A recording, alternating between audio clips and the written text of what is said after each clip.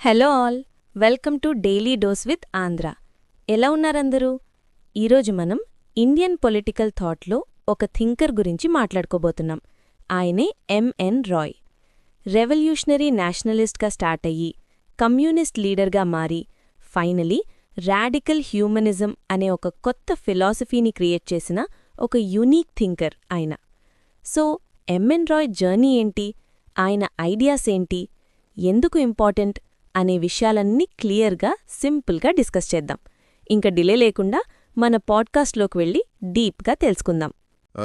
Russia బయట ప్రపంచంలోనే మొట్టమొదటి కమ్యూనిస్ట్ పార్టీని ఎవరు స్థాపించారు అని అడిగితే ఎవరైనా యూరప్లోనో లేదా లాటిన్ అమెరికాలో ఉన్న ఎవరు నాయకుడి పేరు చెబుతారు. అవును, సహజంగా అలాగే అనుకుంటారు. కానీ 1919లో మెక్సికోలో ఆ పార్టీని స్థాపించింది బెంగాల్లోని ఒక చిన్న గ్రామం నుండి పారిపోయి వెళ్లిన ఒక 32 భారతీయ యువకుడు అంటే నమ్మగలరా? వినడానికేదో కల్పిత కథలా అనిపిస్తుంది కదా. నిజమే. ఎంఎన్ రాయ్ జీవితం గురించి చదవడం మొదలు పెడితే వాస్తవం కల్పన కంటే విచిత్రంగా ఉంటుందనే సామెత గుర్తొస్తుంది. ఖచ్చితంగా. పాతకాలపు పుస్తకాల్లో చరిత్ర పుటల్లో ఆయన గురించి వెదికితే దొరికే ఆధారాలు చాలా ఆశ్చర్యపరుస్తాయి. ఈరోజు మన ముందున్న విద్యా సంబంధిత నోట్స్, అలాగే ఆయన సిద్ధాంతాలపై ఉన్న అధ్యయన పత్రాలను పరిశీలిస్తే ఒక అద్భుతమైన ప్రయాణం కనిపిస్తుంది. అవును, ఆ ప్రయాణం ఎంత విచిత్రమైనదంటే ఒకప్పుడు చేతిలో బాంబులు పట్టుకుని తిరిగే విప్లవకారుడి స్థాయి నుండి కమ్యూనిస్ట్ ఇంటర్నేషనల్ విధానాల్నే శాసించే స్థాయికి ఎదిగారు. ఎగ్జాక్ట్లీ, అదొక పెద్ద మలుపు. ఆ తర్వాత ఆ కమ్యూనిజాన్ని కూడా పక్కనపెట్టి రాడికల్ హ్యూమనిజం అనే ఒక సరికొత్త వాదాన్ని ప్రతిపాదించారు. ప్రముఖ political scientist Sudipta Kaviraj M N ఒక గొప్ప వైఫల్యం అంటే రిమార్కబుల్ ఫెయిల్యూర్ అని ఎందుకన్నారో ఈరోజు లోతుగా విశ్లేషిద్దాం. ఇక్కడ ఆసక్తికరమైన విషయమేమిటంటే ఈ ప్రయాణం కేవలం వ్యక్తుల గురించో సంఘటనల గురించో కాదు. ఇది మనిషి స్వేచ్ఛ, హేతువాదం కోసం జరిగిన ఒక మేధోపరమైన అన్వేషణ అన్నమాట. అవును. అయితే అసలు ఈ ఆలోచనలన్నీ ఎక్కడ మొదలయ్యాయో అక్కడ్నుండే ప్రారంభిద్దాం. ప్రపంచమంతా తిరిగి తుపాకుల కోసం వెతికిన వ్యక్తి అలా ఆయుధాల వెంట ఎందుకు పడ్డాడనేది తెలుసుకోవాలంటే ఆయన బాల్యం గురించి చూడాలి. కరెక్ట్. 1887లో బెంగాల్లోని అర్బేలియాలో జన్మించిన ఆయన అసలు పేరు నరేంద్రనాథ్ భట్టాచార్య. ఆయన పెరిగిన వాతావరణం ఒక రకమైన అగ్నిపర్వతం లాంటిది. అవును, ఒకవైపు శ్రీ అరబిందో ఆలోచనల ప్రభావంతో తీవ్రమైన జాతీయవాదం రగులుతోంది. మరోవైపు ఆయన ఇంజనీరింగ్, కెమిస్ట్రీ చదువుతూ సైంటిఫిక్ ఆలోచనా విధానాన్ని అలవర్చుకుంటున్నారు. ఆ రెండింటి కలయికే ఆయనలో ఒక విచిత్రమైన తార్కిక ఆలోచనను రేకెత్తించింది. ఎగ్జాక్ట్లీ. అందుకే కేవలం 14 వయసులోనే అనుశీలన్ సమితి, ఆ తర్వాత జతిన్ ముఖర్జీ నాయకత్వంలోని జుగాంతర్ లాంటి రహస్య విప్లవ గ్రూపుల్లో చేరారు. అప్పటి బెంగాల్ పరిస్థితులలో బ్రిటిష్ వారిని కేవలం మాటలతో శాంతియుత పద్ధతిలో పంపలేమని ఆ తరం యువత బలంగా నమ్మింది. ఆ నమ్మకంతోనే ఆయన ఆయుధాల వేట మొదలుపెట్టారు. 1915లో మొదటి ప్రపంచ యుద్ధం జరుగుతున్న సమయం. బ్రిటిష్ వారి దృష్టి మొత్తం యుద్ధం మీద ఉన్నప్పుడు ఆ అవకాశాన్ని వాడుకుని భారతదేశంలో సాయుధ విప్లవం తీసుకురావాలని రాయ్ భావించారు. అవును, జర్మన్ల దగ్గరనుండి ఆయుధాలు కొనడానికి ఆయన ప్రపంచమంతా తిరిగారు కదా. అవును, జావా వెళ్లారు, నకిలీ పాస్పోర్ట్లతో ప్రయాణించారు, ఎప్పటికప్పుడు పేర్లు మార్చుకుంటూ దేశాలు దాటారు. చివరికి 1916 నాటికి అమెరికాలోని శాన్ఫ్రాన్సిస్కోకు చేరుకున్నారు. కాని ఆయుధాలు దొరకలేదు. ఆ మిషన్ పూర్తిగా విఫలమైంది. ఆ వైఫల్యమే ఆయన జీవితంలో ఒక పెద్ద మలుపు తీసుకొచ్చింది. బ్రిటిష్ గూఢచారుల నుండి తప్పించుకోవడానికి ఆయన కాలిఫోర్నియా పారిపోయి తన పేరును ఎంఎన్ రాయ్గా మార్చుకున్నారు. అవునా? అదే సమయంలో ఆయన న్యూయార్క్ పబ్లిక్ లైబ్రరీలో గంటల తరబడి గడపడం మొదలుపెట్టారు. ఒక్క నిమిషం, ఇక్కడే నాకో పెద్ద సందేహం. తుపాకుల కోసం ప్రపంచాన్ని చుట్టి వచ్చిన వ్యక్తి సడన్గా లైబ్రరీలో కూర్చుని పుస్తకాలు ఎందుకు చదువుతున్నట్లు? ఆ మార్పు ఎలా జరిగింది? చాలా మంచి ప్రశ్న. అమెరికాలో ఉన్నప్పుడు ఆయన లాలా లజపతిరాయ్ను కలిశారు. అలాగే అక్కడి రాడికల్ ఆలోచనాపరులతో పరిచయాలు ఏర్పడ్డాయి. అప్పుడు రాయ్కి ఒక విషయం అర్థమైంది. ఏమర్థమైంది? కేవలం తుపాకుల ద్వారా వచ్చే మార్పు శాశ్వతం కాదు అని, అసలు సమాజం పునాదులను మార్చాలంటే, ప్రజల ఆలోచనల్లో చైతన్యం తీసుకురావాలంటే ఒక బలమైన సిద్ధాంతం కావాలి. ఆయుధాల కంటే ఆలోచనలకు ఎక్కువ పదునుంటుందని ఆయన గ్రహించారు. ఆ మేధోపరమైన ఆకలే ఆయన్ను మార్క్సిజం వైపు నడిపించింది. ఓహో, అంటే భౌతిక ఆయుధాల వేట నుండి సైద్ధాంతిక ఆయుధాల వేట వైపు మళ్లారన్నమాట. ఇక్కడి నుండి కథ మరింత వేగం పుంజుకుంటుంది కదా. అవును, అమెరికాలో కూడా పోలీసులు వెంటపడటంతో 1917లో మెక్సికో పారిపోయారు. అక్కడ పరిస్థితులు కూడా విప్లవాత్మకంగానే ఉన్నాయి. ఆ వాతావరణం ఆయనకు బాగా కలిసి వచ్చింది. ఎంతలా అంటే 1919 నాటికి రష్యా బయట మొట్టమొదటి కమ్యూనిస్టు పార్టీని అక్కడే స్థాపించారు. అక్కడే ఆయనకు మైఖేల్ బోరోడిన్ అనే కమ్యూనిస్ట్ ఇంటర్నేషనల్ ప్రతినిధితో స్నేహమేర్పడింది.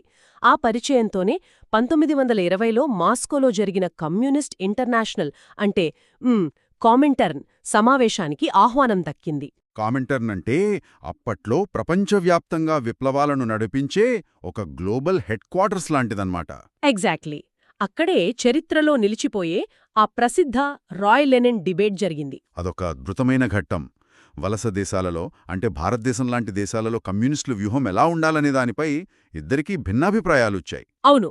ముందుగా స్వాతంత్ర్యం కోసం కాంగ్రెస్ లాంటి జాతీయవాద పార్టీలకు మద్దతివ్వాలని, స్వాతంత్ర్యం వచ్చాక అప్పుడు కార్మిక విప్లవం తీసుకురావాలని లెనిన్ చెప్పారు. అంటే శత్రువుకు శత్రువు మిత్రుడు అన్నట్లు బ్రిటిష్ వారిని పారద్రోలడానికి స్థానిక బూర్జ్వా అంటే పెట్టుబడిదారీ వర్గాలకు తాత్కాలికంగా మద్దతివ్వాలన్నది లెనిన్ వ్యూహం. అవును.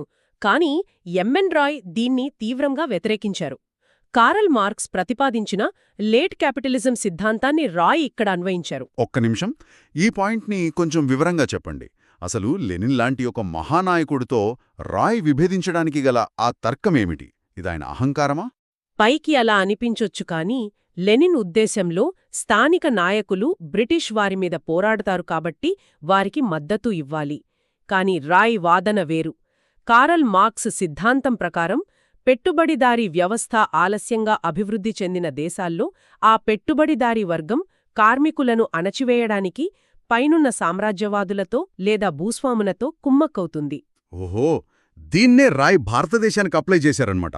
అవును.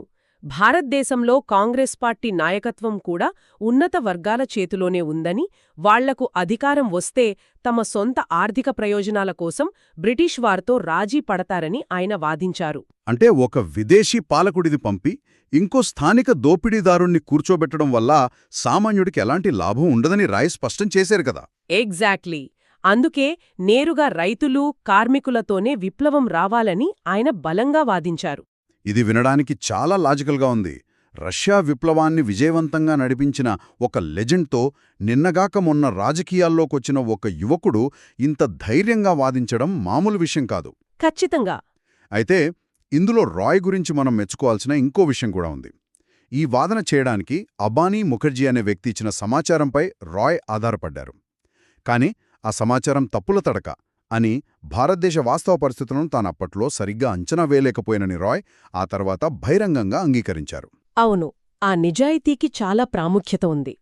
ఒక సిద్ధాంతాన్ని గుడ్డిగా నమ్మడం కాకుండా కొత్త సమాచారం ఎదురైనప్పుడు తన తప్పును ఒప్పుకుని తన ఆలోచనలను మార్చుకునే విధానమది. శాస్త్రీయ నేపథ్యమున్న మేధావిగా ఆయన లక్షణం అది. ఆ సైంటిఫిక్ టెంపర్ వల్లనే ఆయన ప్రయాణం ఆ తర్వాత ఇంకో మలుపు తిరిగింది. 1926 నాటికి ఆయన కామింటర్న్లోని అత్యున్నత విధాన రూపకల్పన కమిటీలలో సభ్యుడిగా ఎదిగారు. అంతర్జాతీయ కమ్యూనిజంలో అది చాలా ఉన్నతమైన స్థానం. అవును, కానీ ఆ ఆనందమెంతో కాలం నిలవలేదు. 1927లో చైనాలో కమ్యూనిస్టు ఉద్యమాన్ని నిర్మించే బాధ్యతను ఆయనకు అప్పగించారు. కానీ ఆ మిషన్ దారుణంగా విఫలమైంది. ఆ తర్వాత రష్యాలో స్టాలిన్ ఆధిపత్యం పెరగడం, రాయి విధానాలతో స్టాలిన్కు పడకపోవడంతో 1929లో ఆయన్ని కమ్యూనిస్ట్ పార్టీ నుండే బహిష్కరించారు.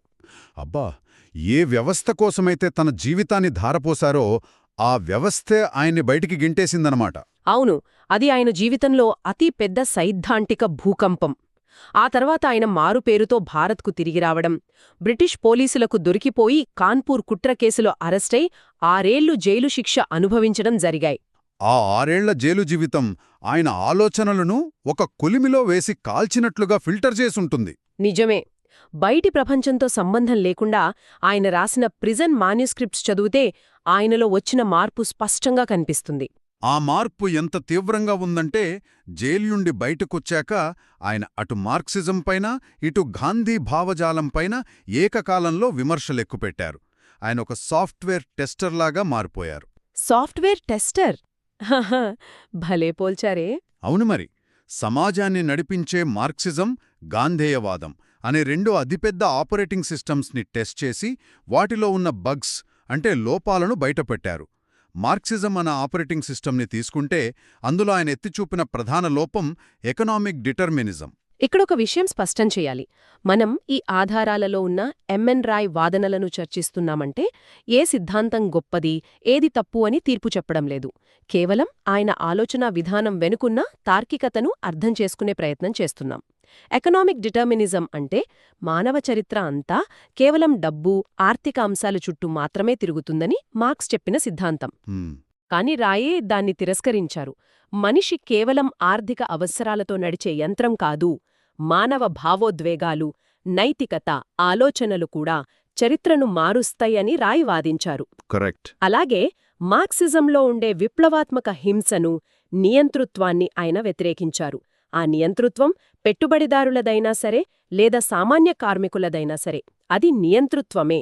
అది అంతిమంగా మనిషి స్వేచ్ఛను హరిస్తుందని ఆయన తేల్చి చెప్పారు. ఇది చాలా లోతైన విశ్లేషణ.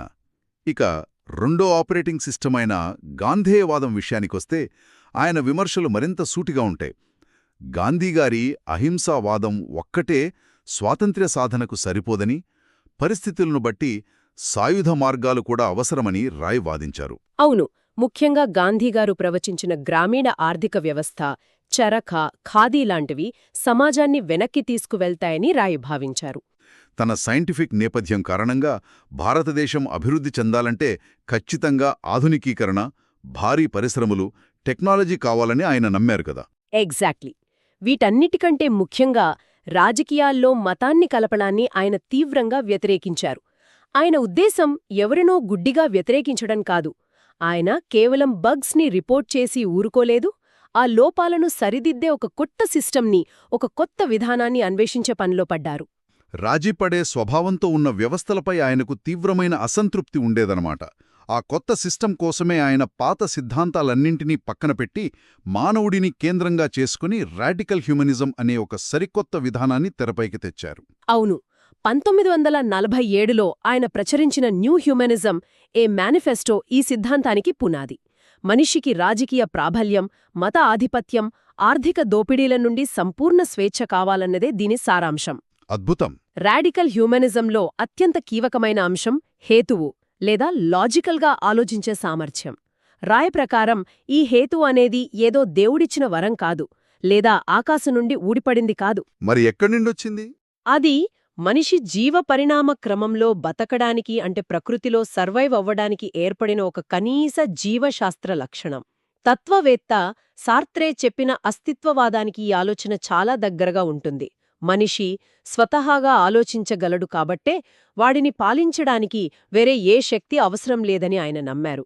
ఓహో, అంటే మనిషి తన సొంత బుద్ధితో నిర్ణయాలు తీసుకోగలడు కాబట్టి అతి జాతీయవాదం లాంటి ఉద్వేగాలు అవసరం లేదని ఆయన చెప్పారు. అలాగే ఆయన నేటి పార్లమెంటరీ ప్రజాస్వామ్యాన్ని కూడా గట్టిగానే తిరస్కరించారు. అవును, ఆయన ఉద్దేశ్యంలో ఓట్ల కోసం మనుషుల నమ్మకాలను వాడుకునే రాజకీయ పార్టీలే సమాజానికి పెద్ద సమస్య. దానికి ప్రత్యామ్నాయంగానే ఆయన ఆర్గనైజ్డ్ డెమోక్రసీ లేదా పార్టీలు లేని ప్రజాస్వామ్యం అనే కాన్సెప్ట్ తీసుకువచ్చారు. అంటే రాజకీయ పార్టీలు ఉండవు. ఎగ్జాక్ట్లీ. గ్రామస్థాయిలో ప్రజలు కమిటీలుగా ఏర్పడి వాళ్లకు వాళ్లే స్వయంగా పాలించుకోవాలి. ఆ ప్రతినిధుల పదవీకాలం కూడా కేవలం ఏడాది మాత్రమే ఉండాలి. ఆ తర్వాత పైస్థాయి కమిటీలు ఏర్పడతాయి. వినడానికిది చాలా బాగుంది, కానీ కొంచెం ఆచరణాత్మకంగా ఆలోచిద్దాం.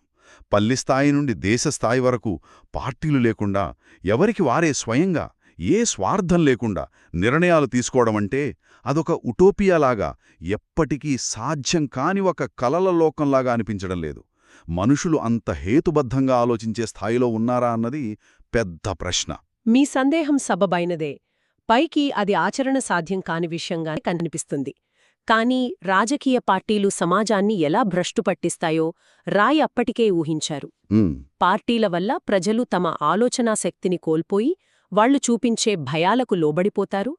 మా పార్టీ నాయకుడు వచ్చి మమ్మల్ని కాపాడతాడు అని ఎదురుచూసే ఒక మానసిక బానిసత్వంలోకి సమాజం వెళ్ళిపోతుంది. అబ్బా, ఎంత నిజం! బహుశా అందుకే రాయ్ రాజకీయ లేదా ఆర్థిక విప్లవానికంటే ముందుగా మనుషుల బుర్రల్లో ఒక మానసిక లేదా మేధో విప్లవం రావాలి అని పదే పదే చెప్పారు. అంటే ఇంటలెక్చువల్ రెవల్యూషన్ ముఖ్యం. మనుష్యులు శాస్త్రీయంగా ఆలోచించడం మొదలుపెట్టనంత వరకు ఎంత గొప్ప రాజకీయ వ్యవస్థ వచ్చినా ప్రయోజనం ఉండదని ఆయన సిద్ధాంతం. చూస్తుంటే ఆయన జీవితం ఒక నిరంతర ప్రయోగశాల లాంటిది. 14ఏళ్ల వయసులో తుపాకులు పట్టిన చేతులు ఆ తర్వాత సిద్ధాంతాల వైపు మళ్ళాయి. మార్క్సిజం మీదుగా ప్రపంచ కమ్యూనిజాన్ని శాసించే స్థాయికి వెళ్లి చివరికి ఆ వాదాన్ని కూడా కాదని మనిషి స్వేచ్ఛను, నైతికతను అత్యున్నత స్థానంలో నిలబెట్టిన రాడికల్ హ్యూమనిజం వరకు సాగిందాయన ప్రయాణం. ఆయన రాజకీయంగా ఎన్నో ఎదురుదెబ్బలు తినుండొచ్చు కానీ ఆలోచనాపరుడుగా ఎప్పుడూ ఆగిపోలేదు. ఆ మాట అక్షర సత్యం.